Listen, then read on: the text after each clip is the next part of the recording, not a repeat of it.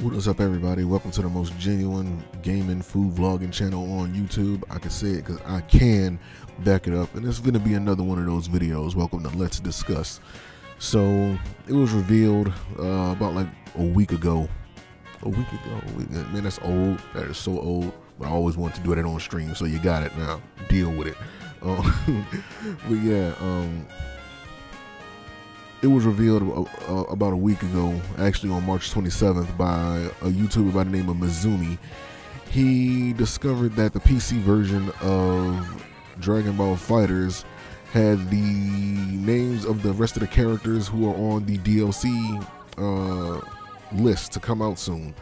So as he was scouring through the files, he came across a file that mentioned like the DLC, and I know it's kind of hard to see, so I'm gonna link the video in the video description.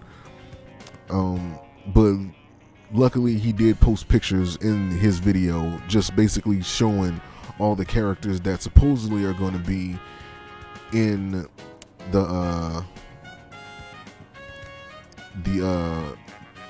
that are going to be released as the other 6 DLC characters. Now, you know, Dragon Ball FighterZ, you know, it's a game that I have been avidly speaking against.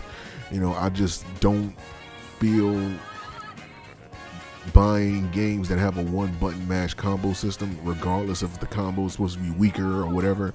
It's just having that system in a video game. To support that is like to support everything fighting games shouldn't be. You know what I mean? And I'm a man of principle, and you're not always going to do what's popular. You know, it's a good piece of me that wants to play Dragon Ball FighterZ, but I just can't support a game like that has that system in it. You know, like, it's just a matter of principle, man. Like, I just can't support it.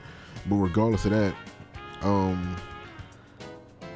hypothetically speaking, if I were to buy this game, I mean, I'm already disappointed. You know, first off, let me just say, for those of you who don't know, go check out a video that I did called the wish list, that my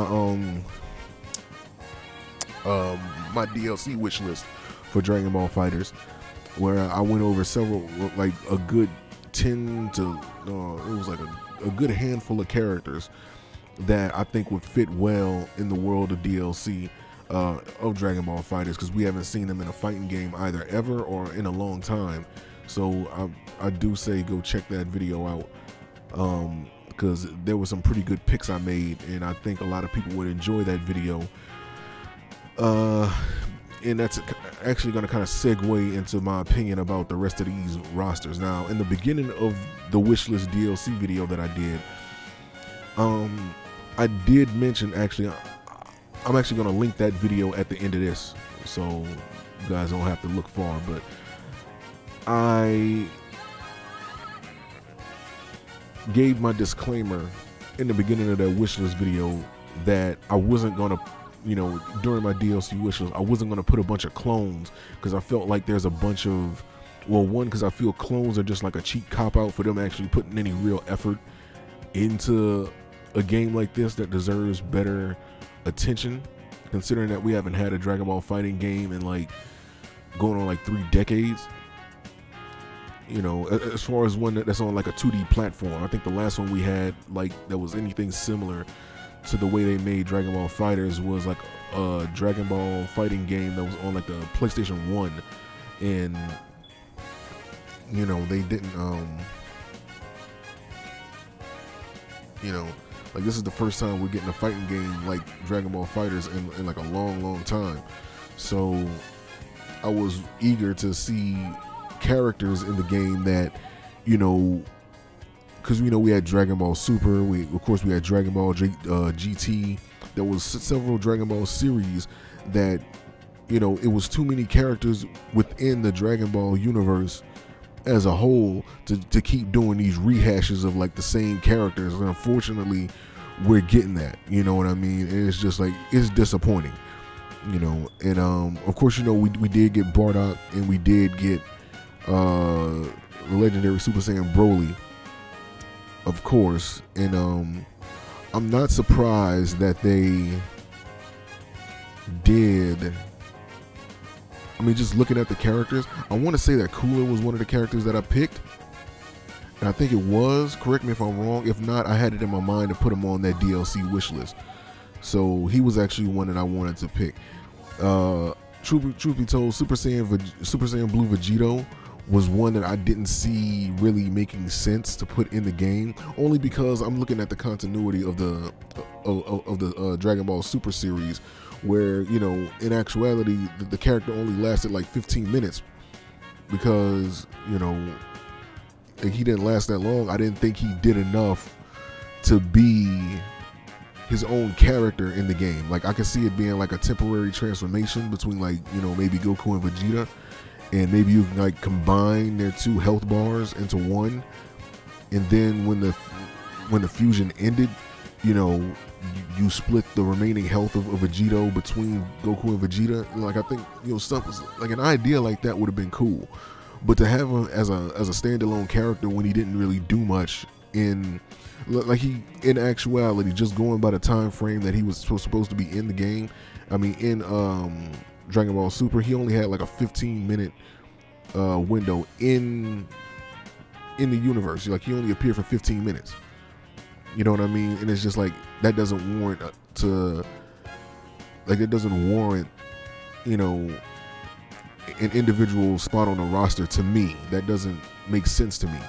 And he was in my honorable mentions as one of the characters, you know, to be an honorable mention. But I said that, you know, the honorable mentions had a better chance of being in the roster than any of the other characters that I mentioned. So most definitely, I'm absolutely disappointed that they put him in the game instead of, you know, some of the other characters that I selected. Android 17. Ranger. I'm not so. Always some noise in the background, but Android 17 from Dragon Ball Super, I'm not surprised they're putting him in there, because I think, you know, he actually makes sense. You know, that's one that makes sense. And I did say that, you know, if they're going to put non-canon characters in the game, such as Broly, then there's a chance that other non-canon characters can make it in there as well, and which is cooler. You know, he's not canon necessarily. He's not necessarily canon, or he's not considered to be canon. But it does make sense to put him in there, because he's done enough to, you know, in the movie that he was in, you know, and just overall, he's done enough to warrant his own spot on a character roster. Now, another one that I think makes sense was the Fusamasu. I think he's another one that makes sense. You know, that's one that actually makes sense, because he was like the main antagonist for his arc. And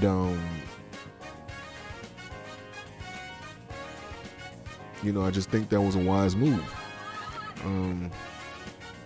You know, that was smart.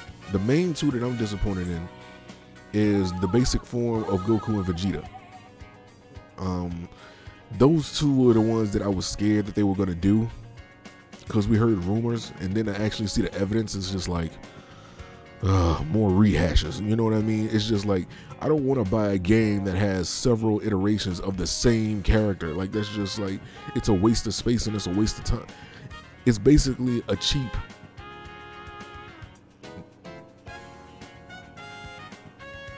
it's pretty much just lazy. You know what I mean? Like, it's just lazy effort. You know, you could have easily, like, if I already got Super Saiyan Goku, why do I care about normal Goku? Granted, I do understand why they would pair them 2 together to be released at the same time, because there was an animation where, you know, Goku did, you know, have like that power struggle with Vegeta. When Vegeta was in the sky, he did his Gallic gun. He did his Super Gallic gun, and then Goku, he was on the ground, and he was doing his Kaioken times 10, and he, you know, did his Kamehameha, and he blasted Vegeta away. But I just don't see the reason why Vegeta and Goku, another version of Vegeta and Goku, like, why do we have to have another version of Vegeta and Goku? You know, even though I don't really care for Super Saiyan Blue Vegito, I do understand why they put him in there, because even during Dragon Ball Super, a lot of people was asking to see Vegito, and they never showed him. You know, we never seen him, you know, certainly during that final arc. and a lot of people wanted to see him. So I'm pretty sure the company's seen that and be like, you know what would be wise? Give the people what they want. Let's give them Super Saiyan Blue Vegeta. Understandable. Okay, I get it.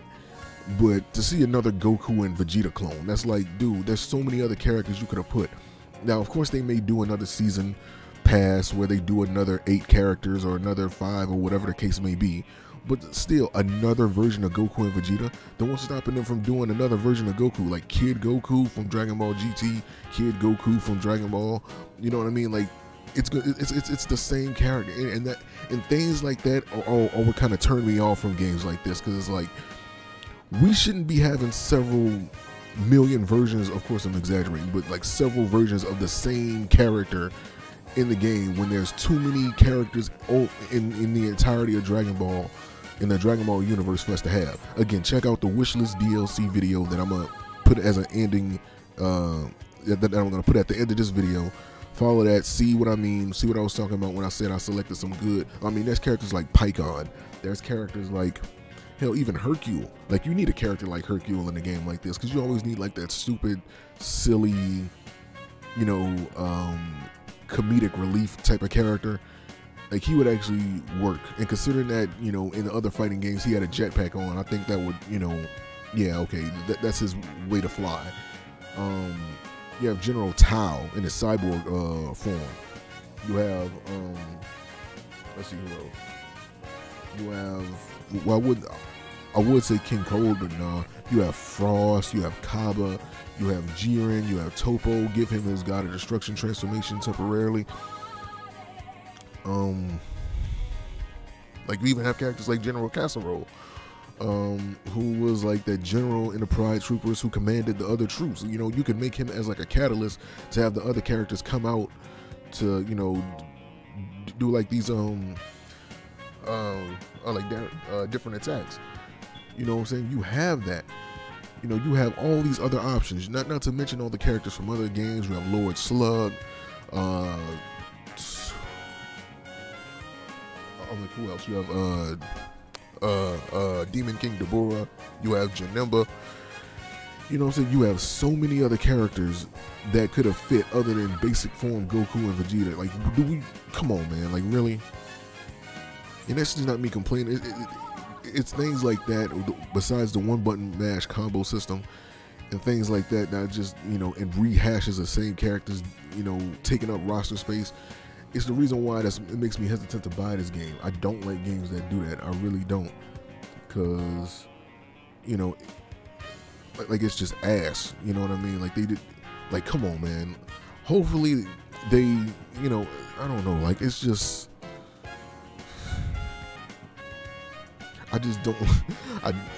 You gotta understand. I've been playing video games since the '90s, so I've already developed, like, you know, like, I've seen this done time and time again. Like, we see it in Street Fighter, we've seen it in I've seen it in many other games like Guilty Gear. You know, there's always like a good version, evil version.